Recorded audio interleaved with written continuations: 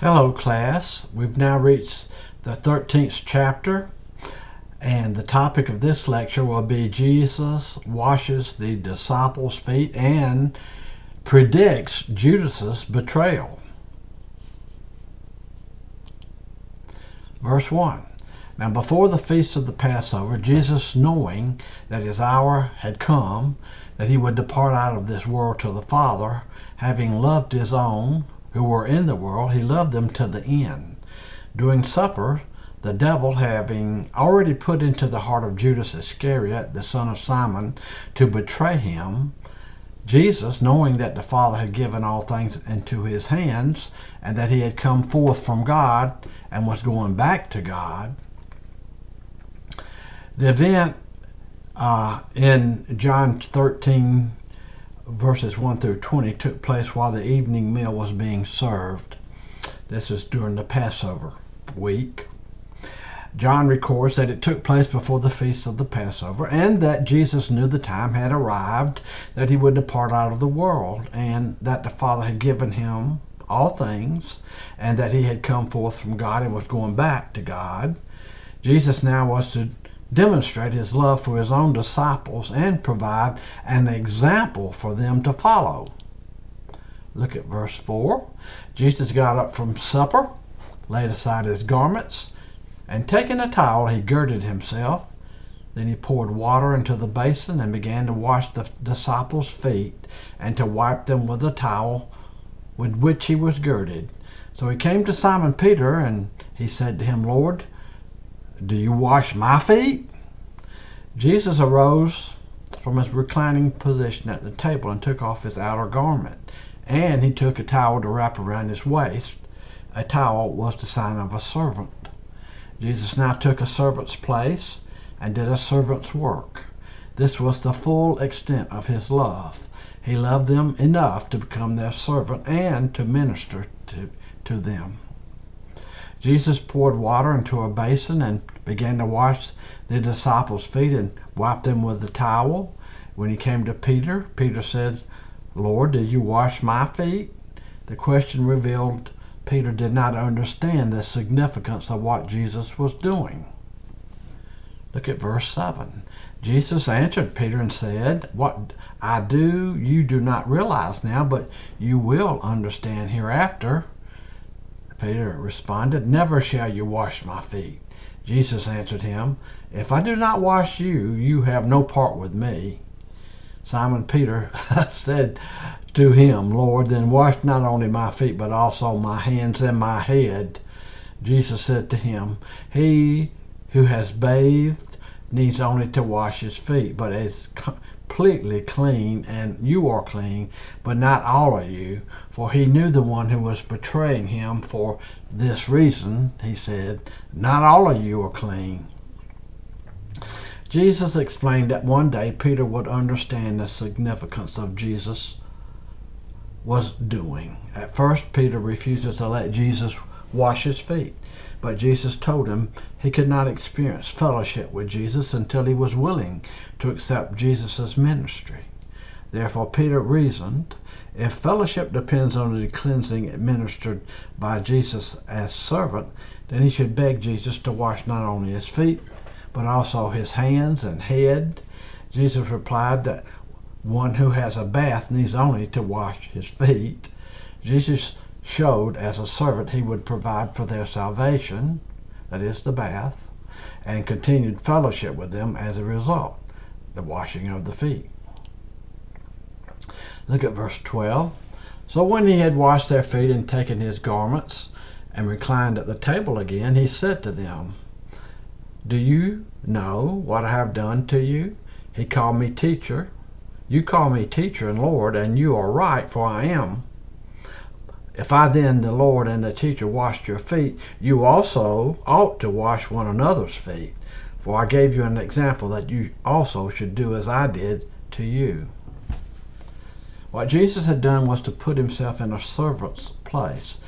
Then as a servant he administered to those whom he served. The disciples were to follow his example. They were not to become lords over others. They were to become servants of others. They were not to be motivated by selfish love, but selfless love. Now that Jesus had shown the disciples that love produces service, he expected them to become servants of one another. Verse 16, Jesus continues. He says, "Truly, truly, I say to you, a slave is not greater than his master, nor is one who is sent greater than the one who sent him. If you know these things, you are blessed if you do them. I do not speak of all of you. I know the ones I have chosen, but it is that the scripture may be fulfilled. He who eats my bread has lifted up his heel against me." Jesus now revealed that one of the 12 would betray him. Long before this, it had been prophesied in Psalms 41, verse 9, which Jesus quoted here in verse 18. While Judas had the opportunity to receive the benefits that could have come to him through faith in Jesus, he had refused these benefits. He had not permitted Jesus to minister to him.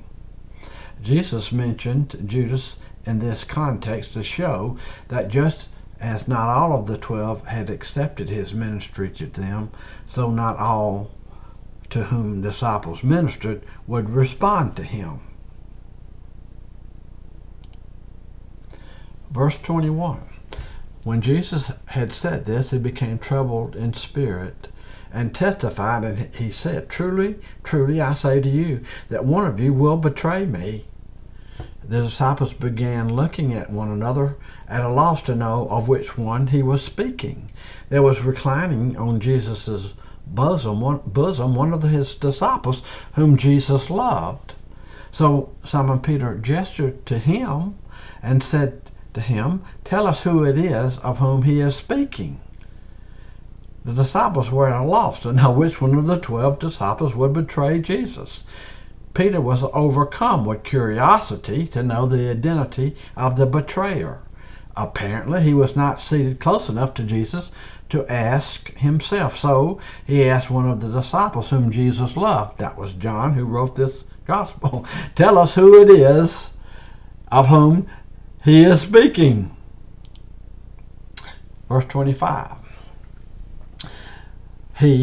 Jesus, leaning back thus on, the disciple whom Jesus loved, John, leaning back thus on Jesus' bosom, said to him, "Lord, who is it?"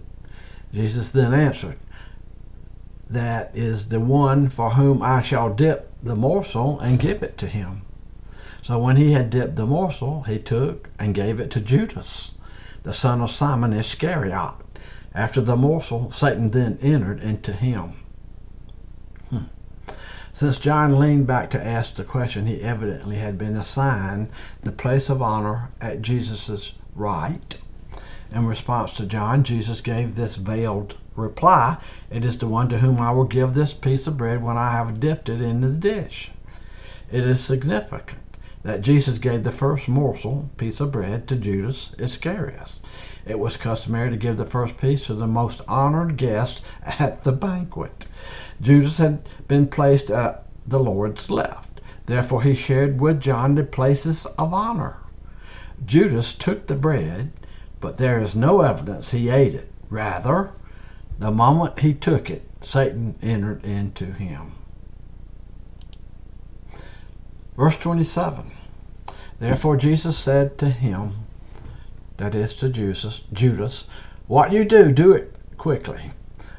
Now, no one of those reclining at the table knew for what purpose he had said this to him, for some were supposing, because Judas had the money box, that Jesus was saying to him, "Buy the things we have need of for the feast," or else that he would give something to the poor, so that after receiving the morsel he went out immediately, and it was night. Only Judas knew what Jesus meant when Jesus said, "What you do, do it quickly." When Judas left, the disciples thought, since he had the money box, Jesus told him to buy the things we have need of for the feast, or that he should give something to the poor. So Judas went out immediately, and it was night. However, the night without was not as dark as the night inside of the heart of Judas.